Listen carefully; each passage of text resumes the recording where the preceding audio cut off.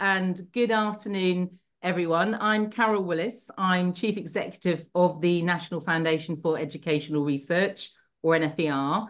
I want to say thank you very much for joining us. This is the fourth in a series of policy webinars that we've been organising, and our aim has been to explore some of the key issues facing education in advance of the general election. We're very concerned that despite the scale of the challenges, which I think we're all aware of, education could be drowned out in election debates. The economy, health, immigration are currently all ranked significantly higher than education in the YouGov tracker on important issues facing the country. So we're drawing on our research to focus a spotlight on education, ensuring that the public are properly informed about the issues and that they're challenging politicians from all parties to address them in their manifestos and in their plans for government. If the country can't provide a high-quality education for all our children and young people, there will be longer-term consequences for economic growth, for living standards, and for social mobility. We've already run webinars on teacher supply, school funding, and on disadvantage, and you can find those on our website.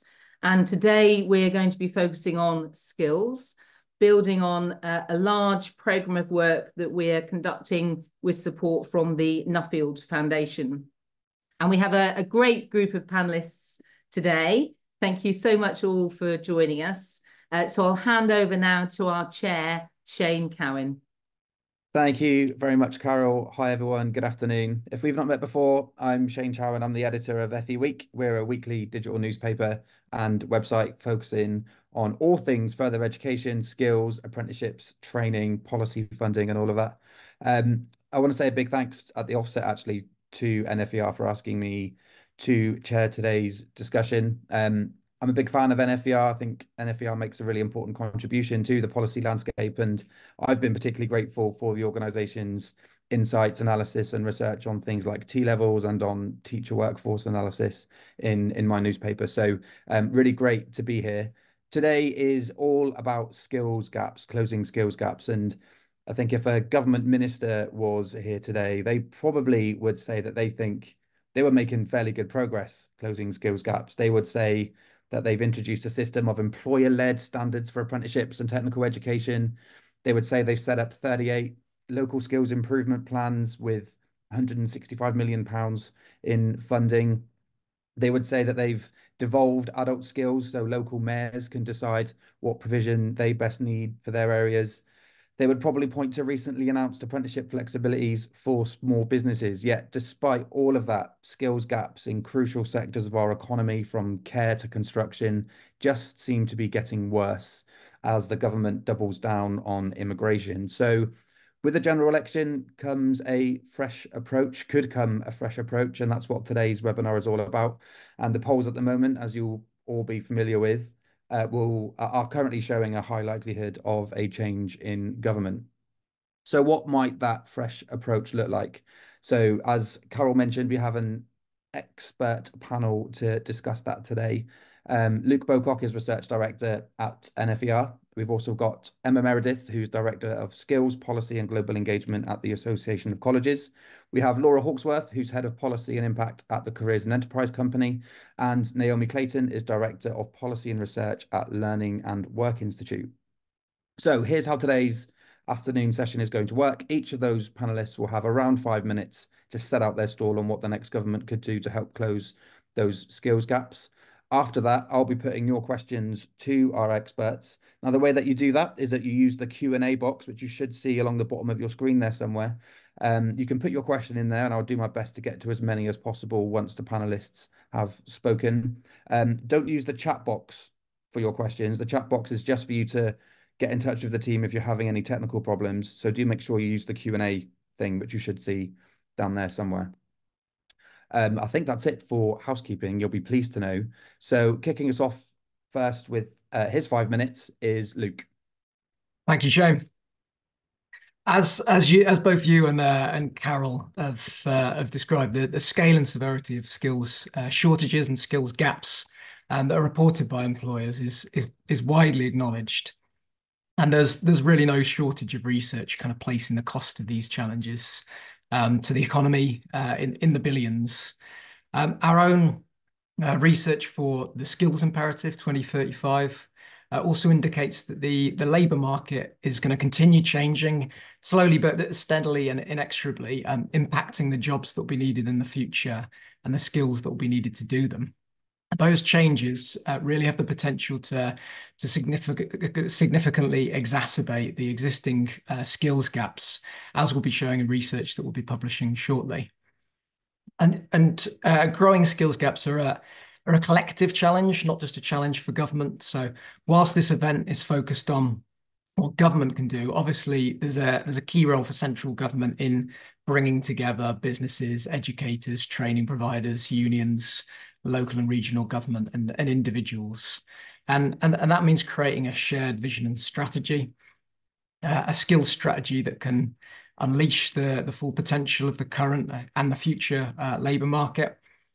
A strategy that starts with supporting children and their families in the early years and goes all the way through to supporting adults trying to or needing to change careers later in adulthood.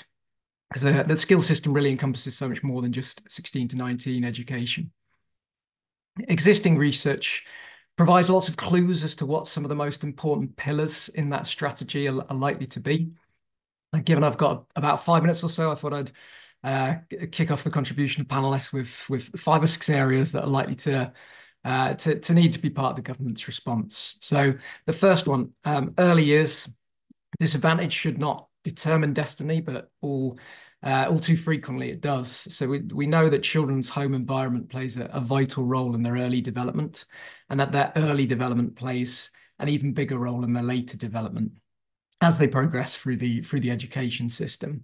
And so consequently, government obviously needs to be considering how to kind of lay stronger foundations in the early years, the fruits of which would not be born for many years.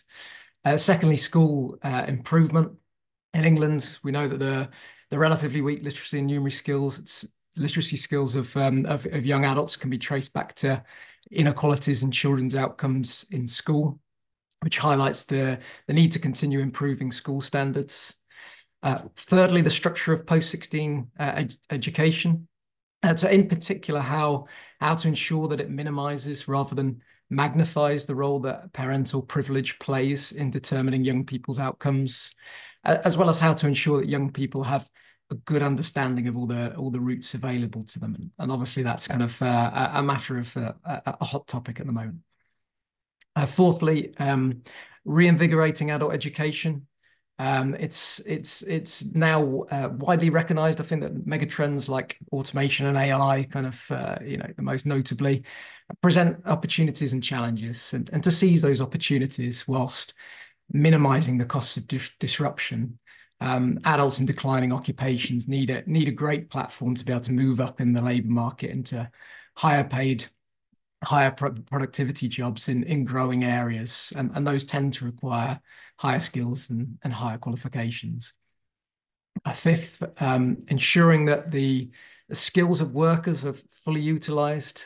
So again, recent research from the Skills Imperative suggests that although skills gaps are widespread, there may also be fairly widespread skills underutilization, particularly amongst workers in lower level occupations. And employers therefore play a really vital role as part of all of this in alleviating their own skills gaps by fully utilizing and developing their workers' skills.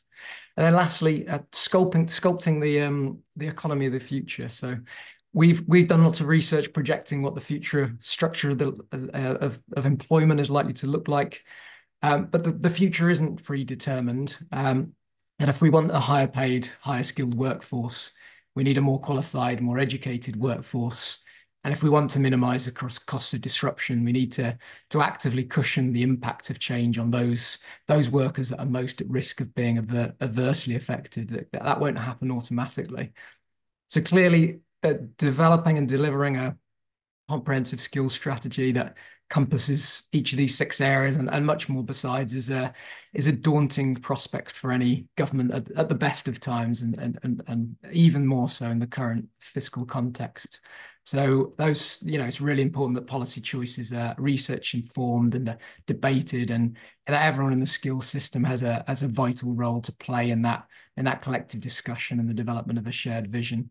And so that's why I think this webinar is really timely, and really looking forward to the contributions of everyone else on the panel and in the audience. Luke, thank you very much for that. A really great opener to today's discussion. Moving straight on then, next up is Emma from the AOC.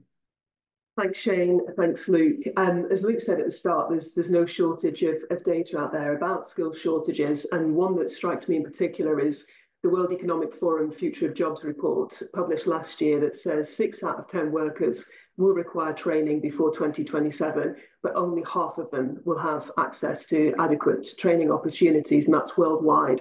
So looking more closely at the UK, I think there are sort of 4 key actions that I'd be looking for the next government to take, 2 of which are strategies and 2 are asks in terms of addressing employer-reported skills shortages. Firstly, I think we need to develop a national cohesive industrial strategy that brings together employer needs and the training capacity and capability of the education and training sector, but also immigration policy all into one place. The process needs to be collaborative between industry, employers, education, government, and the unions, I think, as well. And it needs to be co-designed, particularly around qualifications. In terms of the inclusion of immigration policy, I think as Carol mentioned at the start, it's very high profile in the UK. Immigration is very politicised, but we do need to draw it into the conversation when we're looking at the immigration salary list, the skills that are required for the future, and how we can balance that and make the most of the talent that's already in the UK. For example, the Migration Advisory Committee recently looked at the graduate route, which international students can complete after they finish their bachelor's degree. We're not really promoting that route very actively amongst employers, yet we have a whole pool of talented people who we could be working with to fill skills shortages. So I think we need to have this kind of tripartite system to develop a national cohesive industrial strategy. And as part of that, I think we should also look at what other countries are doing in this space. Australia, for example, has developed Jobs and Skills Australia with this very purpose to look at how it can meet national skills needs. And it does draw in the different aspects of employer training and immigration. So that's my first ask. Second ask, very similar to Luke's points, we do need a skills strategy. We do need reform to the post-16 education system in order to develop a more effective, a more efficient and fair tertiary system that can help in turn to deliver on employer-reported gaps and deliver on our economic needs. AOC recently published some research, 100% Opportunity is our paper that outlines our detailed proposals around the skills strategy. I won't cover all of them just now, Shane, but some of them include developing a national social partnership body that can support workforce strategies for the NHS, for the industrial strategy, green transition, demand-led adult education funding, and also reforms to the apprenticeship levy. So that's my second one, developing a national skills strategy. Thirdly, I think we need to look not just nationally, but also locally. We need an effective system of devolution. We need to be able to align LSIPs to national priorities so that we can deliver on them and balance local and national priorities. This may also include perhaps some flexibility at a local level on qualifications in order to meet employer needs. So that's my third one, a balance between local and national economic needs. Finally, I think we need to value enrichment activity for young people. And by this, I mean opportunities for young people not only to develop their technical skills, but also their personal, their professional, their life skills, and provide opportunities for them to do so. We need to fill skills gaps, but we also need to enable young people and adults to have the right skill sets and provide equitable access to those kind of opportunities. We recently published some research with NCFE around enrichment, and we're asking for a young person's guarantee.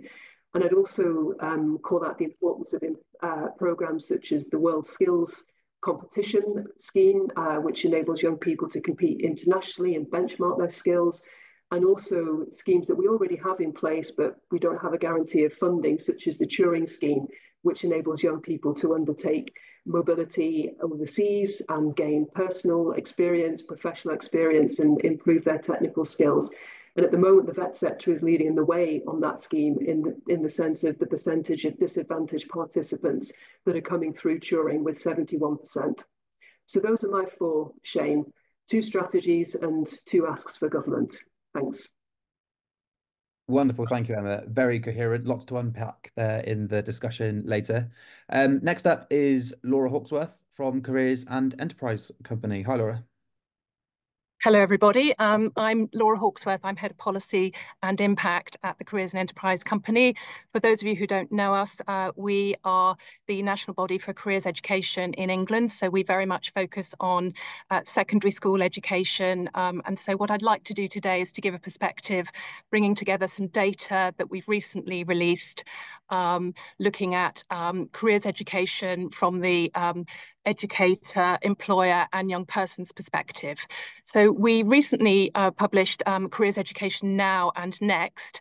So that will give you a sense of where we've been able to both comment on where the system is now, but where we think it needs to go next. And so hopefully that will be helpful for this skills policy conversation.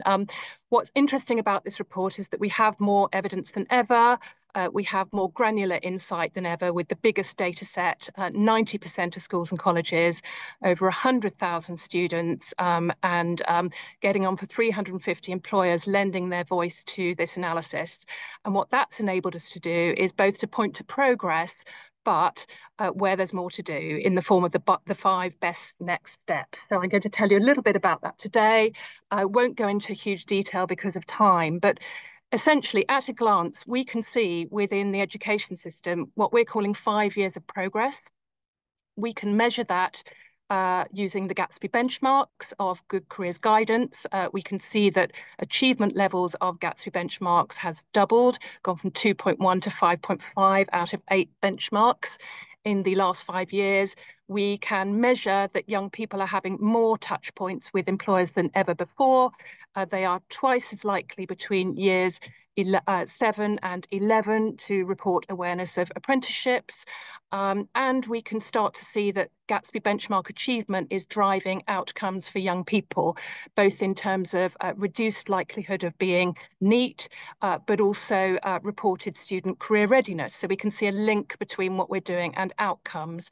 We can also start to see outcomes for employers in terms of them saying that their engagement with education is helping them develop new talent pipelines and supporting young people to take up careers in their industry. So, you know, we're not saying the skills gap that you're talking about here is sorted, but we can start to see where we can start to make inroads on it and start to close it. So we have 3 areas of insight in our report. Again, I won't go into detail here, but we comment on how for young people we see are becoming more career ready, which we measure using the Future Skills Questionnaire. I'll say a bit more about that in a moment, but that we need to include teachers and parents more closely. With business and the economy, we can see that careers education is improving outcomes for young people and recruitment prospects for business, but that we need, similar to what the previous speakers were saying, you know, earlier engagement and a focus on skills. And finally, very much more to do around closing the disadvantage gap. So careers education helps tackle disadvantage, but that there are still barriers to equity and that these need to be addressed. And we say a bit more about that in our strategic shift, the way forward. I just wanted to give you one analysis. If you do take a look at our report, we just think that there's a massive opportunity to triangulate across data sets and really point to some of the way forward. So this is an analysis. We go into more detail in our report where we can demonstrate that good careers education helps young people effectively navigate their career choices. And, you know, in a sense, it helps them balance better their personal wants with the needs of the labour market. So what we have seen is that where students report themselves as 100% career ready, using the Future Skills Questionnaire as the measure, they are twice as likely to have an interest in an industry in the future. They're 2 times less likely to choose, both based on gender, stereotypes, and in oversubscribed sectors. And in essence, the example here is that girls are twice as likely to be interested in engineering when they're career ready than when they're not career ready. And of course, significantly, we know that good careers guidance actually produces that career readiness. So hopefully this will give you a sense of the potential way forward. I won't go into detail on all of these 5 best next steps, but in terms of where we think the direction needs to head for the careers education system, they're in these 5 areas. So firstly, we have coverage across England, certainly, of careers hubs, careers leader development, resources, very much joining up locally to local economic priorities, joining up with employers, but we need to get more quality into the system. So that's our first priority. Secondly, we need employers to be, both engaging in education and in careers, but also translating that into recruitment. So, just actually making those opportunities available for young people. And we have our employer standards, which we see as a key way of employers self-assessing themselves and targeting their scarce resources to achieve that. Thirdly, interest to uptake. We want to see more conversion of young people's awareness of those apprenticeship and technical education pathways into actual uptake. And we have a framework which my colleague Andy Hall has very much promoted around trying to take a system-wide approach, not just telling young people, but creating those pathways and supporting them into them. Fourthly, margins to mainstream. We want to see very much more careers education, straddling all of education, and indeed, particularly in the area of workplace experiences, that being something that starts early, is skills-based, and actually has some measurable outcomes as a result. And finally, most to all, whilst we're seeing greater participation, greater coverage of careers education for young people, there are still some who are missing out for different reasons, and that's something that we're very much working on and are aware is a gap that we want to close. Laura, thank you. Very, very interesting. So our final panelist before we move on to the Q&As is Naomi. Before I hand over to Naomi, I just wanted to I should have done this at the beginning. You can put your Q&As in at any point. You don't have to wait until the official Q&A session starts at the end. I can see a couple coming through already, which is fantastic. But do, obviously, while listening intently to what Naomi has to say, do feel free to pop your questions in the Q&A box as we go along. Naomi, over to you. Lovely. Thank you, Shane. I have to say, I agree with a lot of what the other panelists have said, and I'm sure that we can all cite some kind of fairly striking figures around the skills gaps and skills shortages in the economy at the moment. I think I'd start by kind of just outlining kind of why it's so important that we ensure the skills system is able to keep pace with changing demand. And we can see that when we look at green skills and the transition to net zero. We know that there are some quite significant shortages already in terms of green skills. The Green Alliance has found widespread skills shortages in key green sectors such as construction, waste, energy and transport. And we know that the UK has already got a serious shortage of heat pump engineers, but there are limited routes to train engineers. And our own research has shown that 2/3 of employers who currently require green skills, so 67%, have struggled to recruit the staff with the skills that they need. So some quite significant skills shortages across the economy, but also in terms of the kind of transition to net zero. So we need to make sure that the skills system is able to keep pace with changing demand, and that we've got a system that is responsive, and clearly that requires investment. It requires close partnership with employers. We also need to better support people to understand and find job and training opportunities. And you know, if we're looking at kind of young people in particular, our work on the green economy and transition to net zero shows that there's a huge appetite among young people to work in green jobs.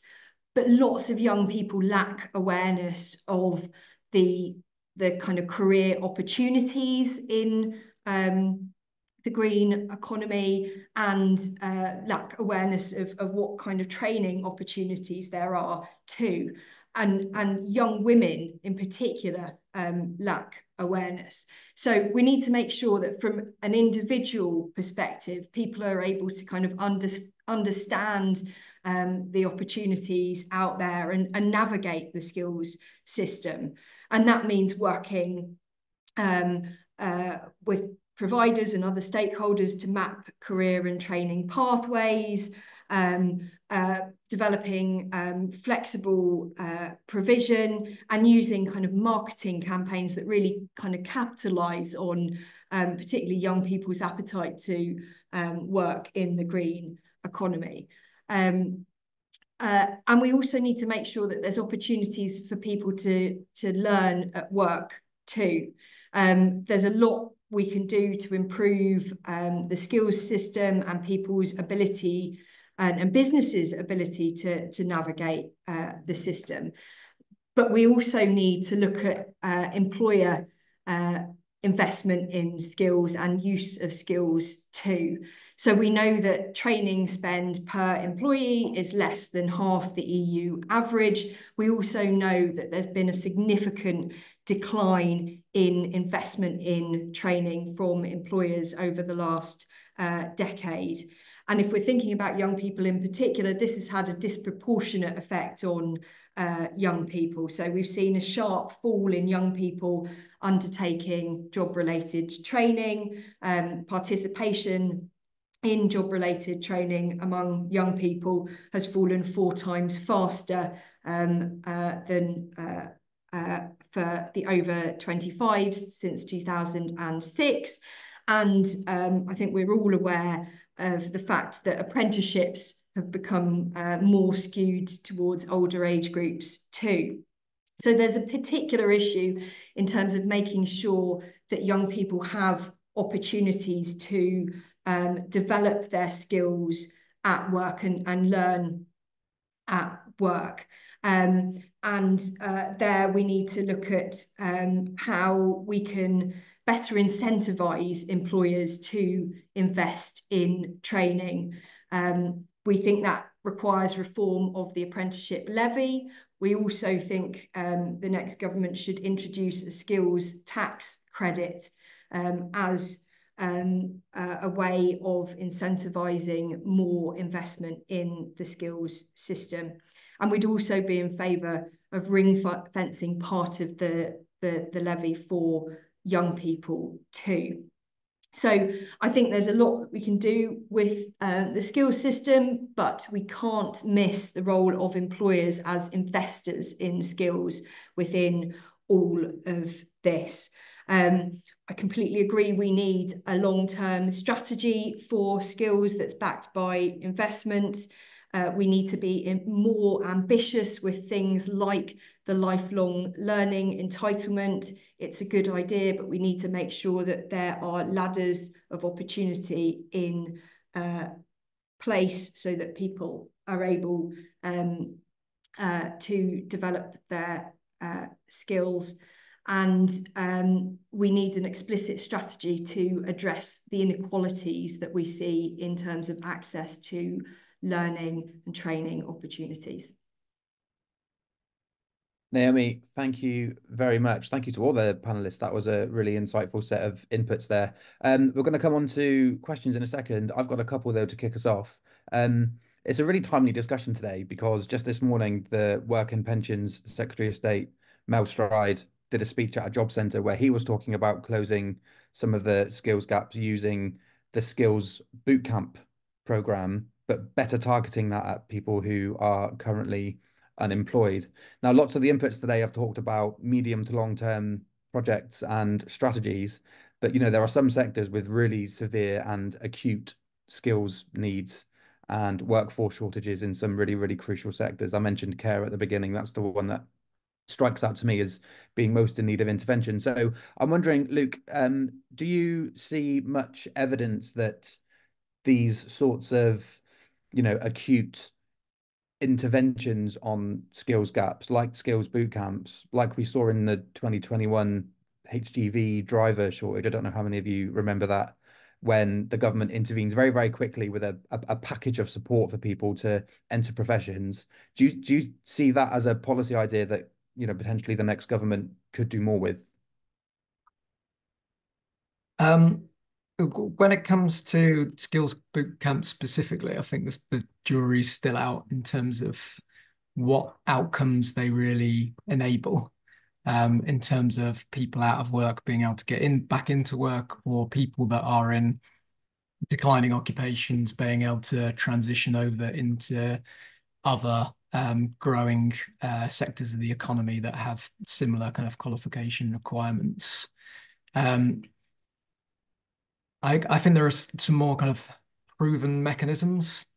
So we know that apprenticeships, for example, and higher level qualifications can better enable people to transition in the labour market out of declining areas into growing areas that typically require higher levels of skills and qualifications.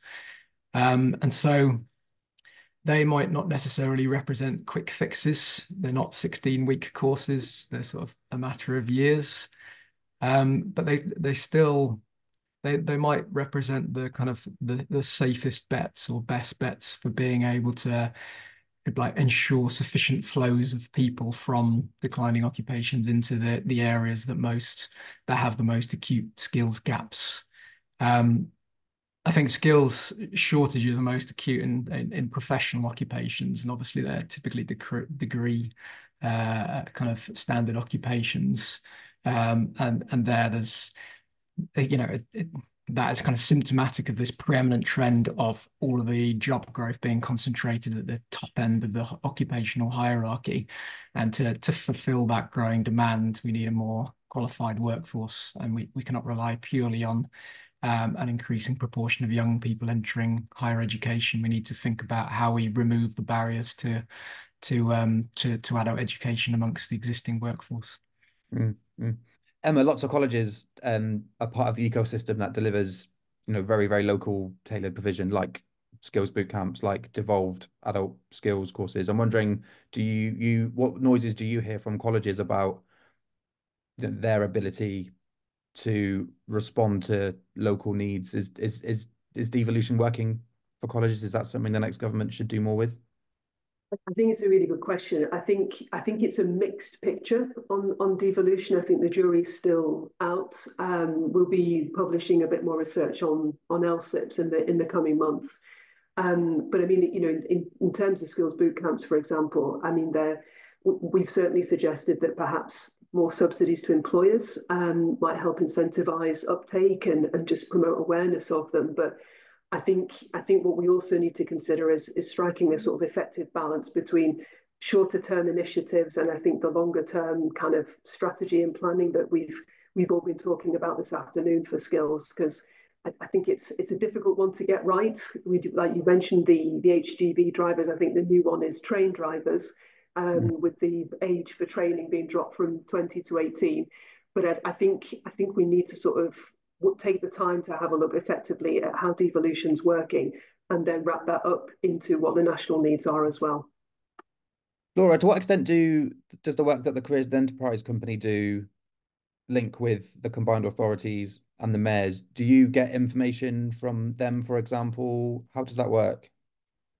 Very much so, Shane. Certainly our model is to cover each kind of local sub-region through something called a careers hub. And our careers hubs are coterminous with mayoral combined authorities and other democratic structures. Previously, they sort of map onto things like LEPs, local enterprise partnerships as well. So yes, our model is very much a partnership model where, we have as a national body, we kind of have the data, we can frame quality and standards, but also work with them on their local priorities. So we see that as a really fruitful area in the future, having that sort of national perspective, but very much, tailored to local priorities and getting the best of both worlds. And Naomi, do you want to see more devolved to mayors, or do you think they've got enough now? I think there's an argument for devolving more to mayors and moving to a system where we've got greater flexibility at the local level with funding allocations based on kind of single pots, which has been talked about for a very long time, something that Lord Hasseltine talked about. Our view is that we could move further with devolution, but we should have shared outcomes agreements in place.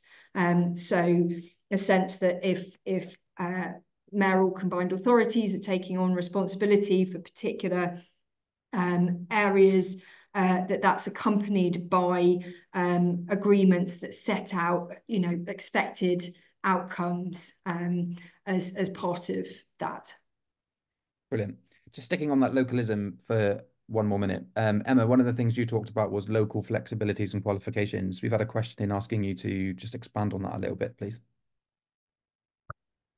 Sure. So we recently published a collection of thematic policy papers, and we have one specifically on devolution. I can send that round afterwards if that would be helpful.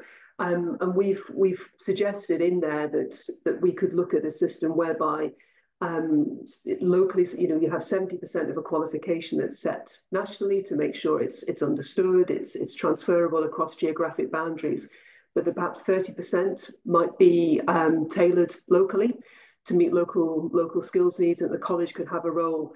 Obviously, we represent colleges, but the college could have the role in actually designing what that 30% might look like. So that was what I was alluding to before. So I hope that answers the question. Brilliant. Thank you very much. Some more questions coming in now, which is excellent. Alice asks, essential transferable skills are a key gap reported by LSIPs across the country. What are the panel's views on the best way for government to improve how essential skills, in brackets, transferable skills like problem solving, are taught in pre-18 and adult skills training? Emma, you mentioned this, you alluded to this in your opening remarks about the importance of enrichment. So I guess the question is, what is stopping colleges and other training providers from offering this sort of provision which develops those sorts of essential transferable skills that Alice asks about? Because quite often you hear employers say it's actually those sorts of, we used to call them soft skills, but everybody hated it, that employers appreciate more sometimes than qualifications.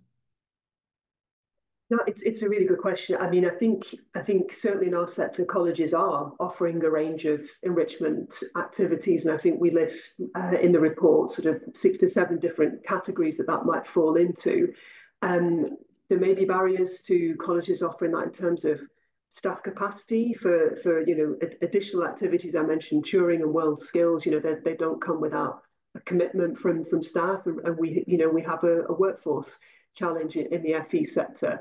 Funding, some of the activities may cost a little bit more, and funding is tight. So I think they could be 2 sort of barriers to additional enrichment activities, but there are obviously ways to do that, perhaps without it coming at any extra cost. And I think another example would be, how do we work with employers to provide kind of more work experience opportunities for young people?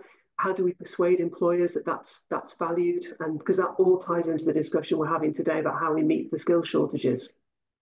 Thank you.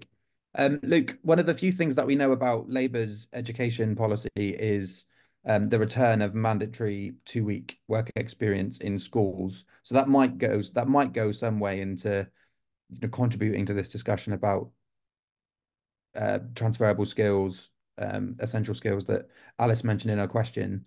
But to do that, that stuff's sort of harder to measure and quantify, isn't it? And we seem to have a regime, a skills sort of system, if there is one at the moment, that likes things that it can count and likes things it can measure. So I'm just wondering, what do you think it would take for a new government to really promote those sorts of non-academic, non-technical, but also really important skills that young people and adults need?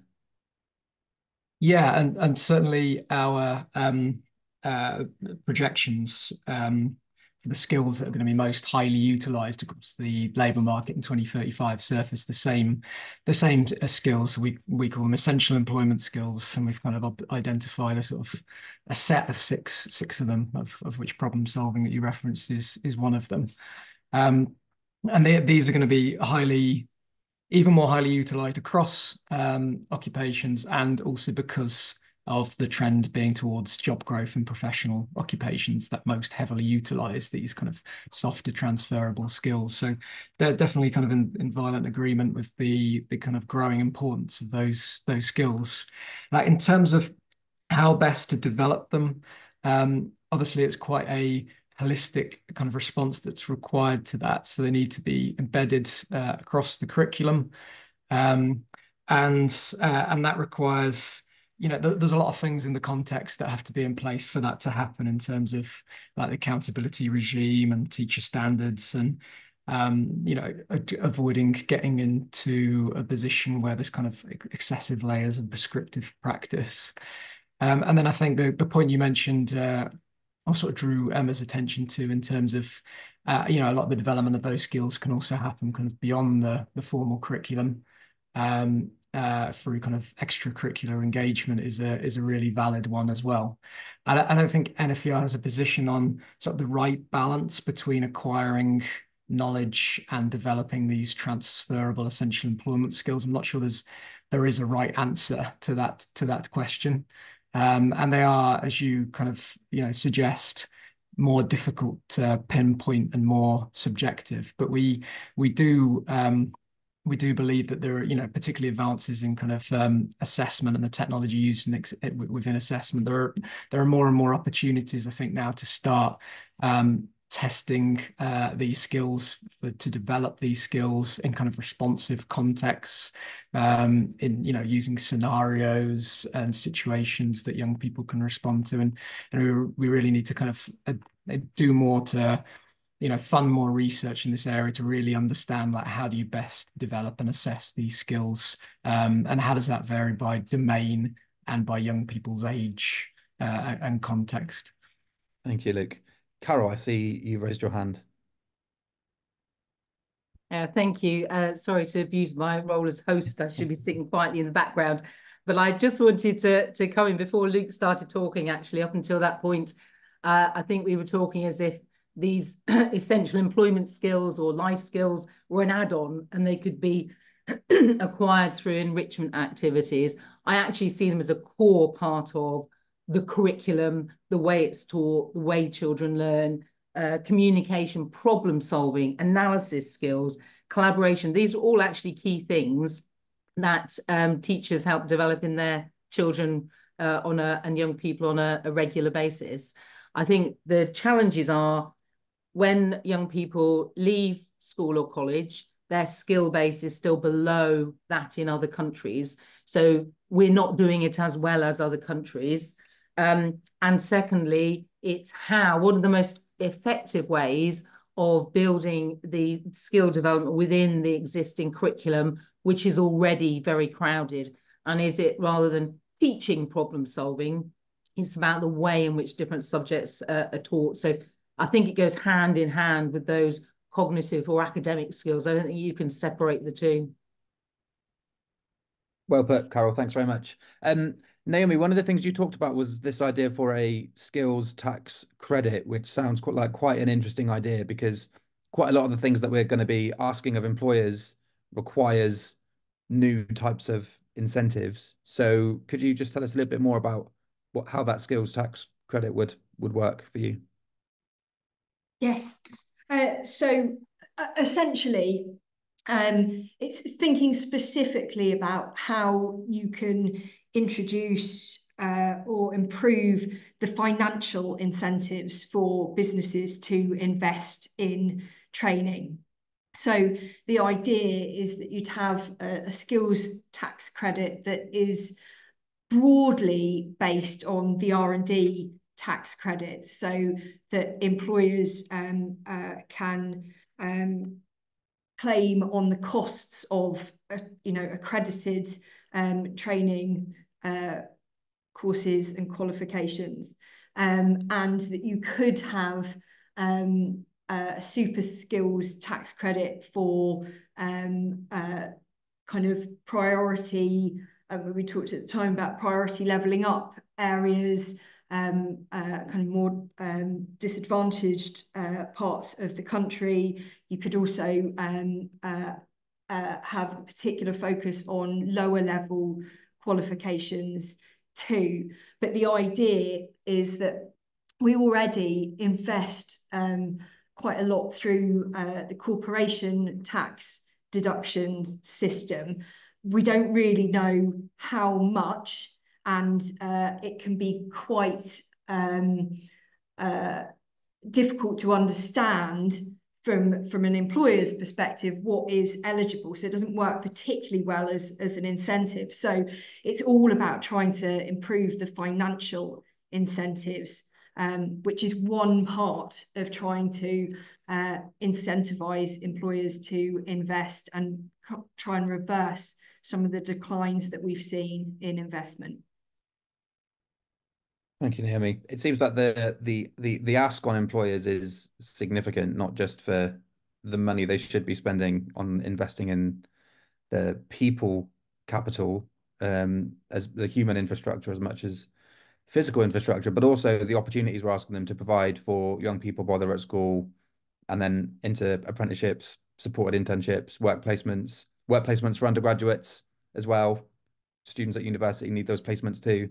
So Laura, I wonder, from your perspective of careers and enterprise company, you must have some experience now at supporting employers through that process of opening their doors to the next generation of workers, be they young people at school, college, or apprentices or adults. How do we signal, how does the next government signal to employers that you might think you're doing enough already, but we're going to ask more of you? Yeah, it's difficult, isn't it? I think from our point of view, yes, we have several different kinds of relationships with employers. We're trying to make it as easy as possible for them to, work with education and to help young people, with those pathways, transitions, and really to engage better with education. So I mentioned the careers hubs earlier on. We have these things called cornerstone employers. They're very much strategically on the journey with us at a place-based level, but we also have individual volunteering opportunities, enterprise advisors, and we have national sector-based relationships. So we're trying to sort of plug into what's, obviously an absolutely huge area of activity, the whole economy, but in a more strategic way. But what can we do? What more can we do? I think I do think using data is really important. I think all of the panelists today have quoted statistics. Whether it's international comparisons, whether it's what's working nationally, whether it's giving local people the data they need to be able to make change. I think that's really important, including data from students. So Alice asked the question about essential skills. We measure that through the Future Skills Questionnaire. We can share that with the LSIPs, so there are ways that we can put that data together to really help. I think the other thing to say is that with employers, they really don't mind being kind of shown what good looks like. So we have the employer standards for good careers outreach. If in doubt, if you're an SME, you have scarce resources, you're trying to make a business case, make sure it counts, make sure what you're doing is impactful. So, I would say that would be number one. Around the government's choices, I think it's very much a policy choice for them, isn't it, how they allocate resources. But, we would say use data, use evidence, use the kind of voices that we've got on the panel today to make sure that it's really targeted, because otherwise it's just more activity and, could be potentially, not that impactful. Laura, thank you very much. I want to talk about the lifelong learning entitlement, which Naomi flagged during her during her input earlier. Emma, lots of people think that the lifelong learning entitlement could be revolutionary in terms of how adults access higher levels of education and training in the future. This idea that you can draw down a student loan for a smaller course, for a perhaps a modular course, and the government are desperately trying to build the infrastructure behind it in order to allow the loan system to work and also allow the higher education sector to reorganize itself and reorganize its courses by January 25 or January 26, I think the deadline is now. Do you think this is something that the next government should continue with to start with? And do you also have any other ideas on how the lifelong learning entitlement could be sort of exploited to its maximum in order to help this skills gap problem? I mean, we've had, you know, the process through Parliament now, and as you said, it has been delayed. But I think it's worth trialing this and seeing what happens, because it's the first time we perhaps had so much modular flexibility. So I think it's, for me, it's an opportunity perhaps to test demand for modularization, and I think we need to sort of see that through a little bit before sort of, you know, jumping to any conclusions. But I think we also maybe need to kind of, again, promote some of the benefits that the LLE could bring. Again, that's an element, an aspect of working with employers in a similar way as boosting recognition of higher technical qualifications is as well, and what we can do in that whole higher technical space to help meet employer demands. So I think it's a little early to say when we've not actually kind of seen the process through yet. Mm. It's interesting, the link between what the lifelong learning entitlement is that wants to achieve, and also what local skills improvement plans are calling for, not necessarily at a higher level, which is this demand from employers for smaller courses for people to access for very specific skills needs. Luke, I wonder whether you think that that's a sort of a sensible political policy, whether that's a sensible policy strategy going forward. So, you know, do we need a workforce that's sort of building its skills base from smaller, more modular courses? Like, I just wonder whether you think we might do we lose anything through that approach? There are certainly some advantages to it, and you know, the objective, of course, is that it kind of helps people upskilling in role by removing some of the financial barriers to them to a certain degree, although it doesn't remove the core kind of financial penalty of you know, pursuing a chunkier course. And we know from evidence that the adults are far more debt averse than the younger learners. I think one of the main risks with it, though, is that it potentially kind of diverts some of the funding towards kind of more shorter, cheaper courses that help existing employees upskill in role, but doesn't help people in declining occupations to make a good move in the labour market into a growing area of the economy that requires higher qualifications. I think there's a risk that the kind of, you know, emerging sort of dominant narrative around sort of responding to what employers really need, and kind of ensuring there's bite-sized, modular, kind of flexible opportunities available to people in the workforce, kind of risks, you know, continuing the trend of kind of lost focus on people in declining occupations, which we know are kind of tend to be mid and low skilled occupations, and kind of really robs them of the opportunities they need to be able to kind of move up in the labour market, and to do that, it's unlikely to be a kind of short couple of week training course or a module. It's more likely to be something chunkier that they need to do that, and I think there's kind of an inherent tension there. I think both have a kind of key role to play, but there's a risk at the moment that the kind of historic proven benefits of chunkier courses and qualifications is getting kind of minimized in favor of sort of smaller, cheaper kind of courses for employees upskilling and role. Naomi, following on from that, for lots of years, Learning and Work Institute has been pointing out that people that are most likely to take part in learning at all levels are generally people that already have qualifications, that are already engaged in some way, shape, or form. So, what top tips would you have for the next government to ensure that everyone gets access to good opportunities in order to help close skills gaps? Yeah.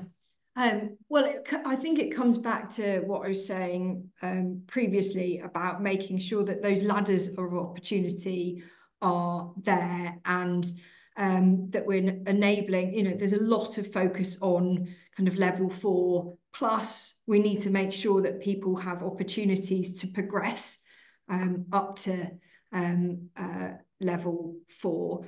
And I'd say, whilst the lifelong learning entitlement is a good idea, I think that needs to sit within broader efforts to create more of a culture of learning. So really kind of working to promote the benefits of learning and making it really easy to access opportunities everywhere. So a clear role for combined authorities and local leaders in creating learning places. We really need to enable people to make good informed choices about the learning that they do, and clearly, advice and guidance and careers advice as a critical role to play there. And I think more broadly, it's helping people with